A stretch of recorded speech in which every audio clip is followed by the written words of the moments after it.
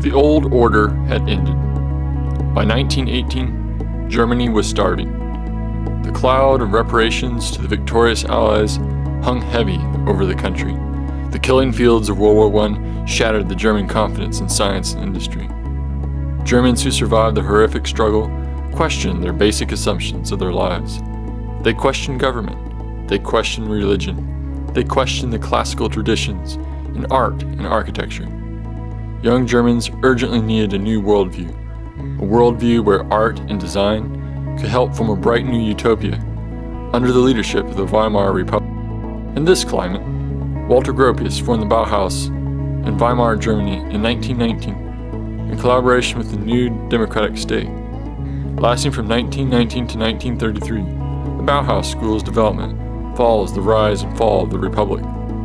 Yet the rising tide of Nazism would disintegrate the institution in its physical form, but it could not destroy its progressive ideas.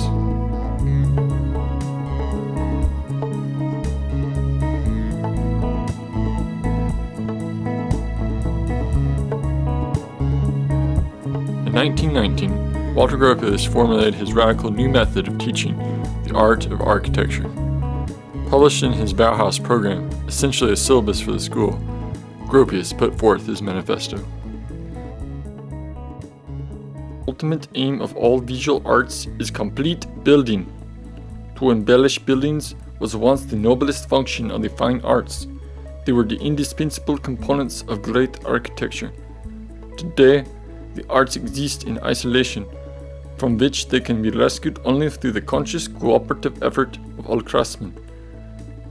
Architects, painters, and sculptors must recognize anew and learn to grasp the composite character of building, both in its entirety and in separate parts. Only then will the work be imbued with the architectonic spirit which is lost as salon art. The old schools of architecture were unable to produce this unity. How could they? Since art cannot be taught, they must be merged once more with the workshop. The mere drawing and painting of the world of the pattern designer and applied artist must become the world that builds again, when young people who take joy in artistic creation once more begin their life's work by learning a trade. Then the unproductive artist will no longer be condemned to deficient history, where their skill will be preserved for the cross, in which they will be able to achieve excellence. Architects, sculptors, and painters, we must all return to the crafts, for art is not the profession. There is no essential difference between the artist and the craftsman. The artist is an exalted craftsman. In rare moments of inspiration, transcending the consciousness of his will, the grace of heaven may cause his work to blossom into art. But proficiency in a craft is essential to every artist. Therein lies the prime source of creative imagination. Let us then create a new guild of craftsmen, without class distinctions that raise an arrogant barrier between craftsmen and artists. Together, let us desire, conceive, and create this new structure of the future, which will embrace architecture and sculpture and painting in one unity, which will one day rise towards heaven from the hands of 1,000,000 workers, like the crystal symbol of a new faith. Before the Bauhaus, there was Peter Bruns, who would prove to be an architectural touchstone unlike any other in the history of modern architecture. In his employ in the short period between 1908 and 1911 were Walter Gropius, Le Corbusier, and Mies van der Rohe.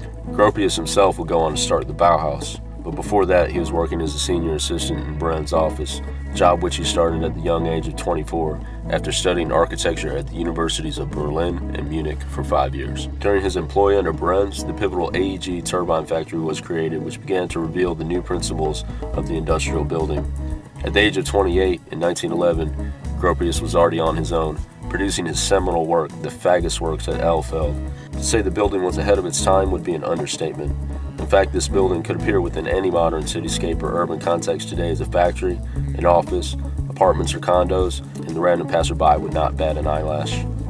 While the turbine factory gave a glimpse of a new typology, the Fagus factory was free from the ubiquitous hold of classicism in unprecedented fashion. The question of how this quantum leap in design happened is of debate among architectural historians to this day. examining his work just previous to his junction with Brenz on the nondescript farm laborers' houses in Pomerania, the work seems to have denounced the search for any style at all. It might actually have been viewed as non-art. This provides a logical stepping stone to understanding the ability to use new materials in a new way which remained honest to their true intrinsic properties as opposed to being mired down in the mistakes of adapting new building materials and technologies to old forms of construction. The AG factory is actually somewhat representative of this mistake, with a similar design problem in both cases resulting in different solutions. In Brent's Hall, for example, the glass walls are guarded on both sides by monumental and unnecessary masonry. In the Fagus factory, the walls represent themselves for the curtain wall that they have become, merely a screen of the elements while interior columns carry the structural loads. This point is magnified by the columnless turn of the corner, a clear statement of aesthetic delicacy and denial of structural responsibility. This unique use of glass dematerialized the walls from surfaces into planes which no longer subjectively defined space, while better connecting interior to exterior. After service in the First World War, Gropius found himself riding amongst the zeitgeist of change and hope for a new enlightenment when he was placed in charge of the Grand Ducal School of Arts and Crafts and the Weimar Academy of Fine Art, which he subsequently melded into the Bauhaus, the vessel through which he introduced his radical new pedagogy. It was multifaceted. Every workshop required the dual control of a director who was an artist and an instructor who was a craftsman, for one of the intents of the school was to raise the status of the craftsman who made everyday objects to the level of an artist. This was the beginning of what we now know to be industrial design. Suddenly objects such as a spoon or a door handle could now be considered art. Furthermore, the avant-garde ideals promoted at the Bauhaus loosely paralleled the Russian constructivist movement in that it viewed art not only as an autonomous entity, but interlaced with social causes.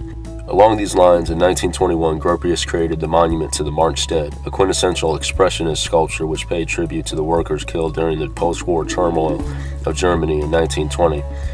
These men were actually killed in an attempt to overthrow the current government. Speaking of the sort of architect he wanted to train, Gropius once said, "I want him independently to create true, genuine forms out of the technical, economic, and social conditions in which he finds himself, instead of imposing a learned formula on the surroundings, which may call for an entirely different solution."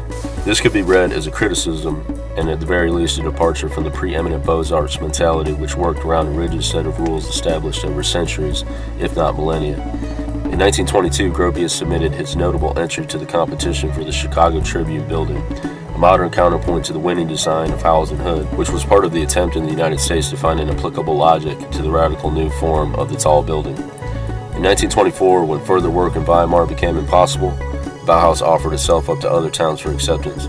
Eventually, Dessau, an aspiring industrial city, was chosen in large part because of the fact it was willing to subsidize the new school building.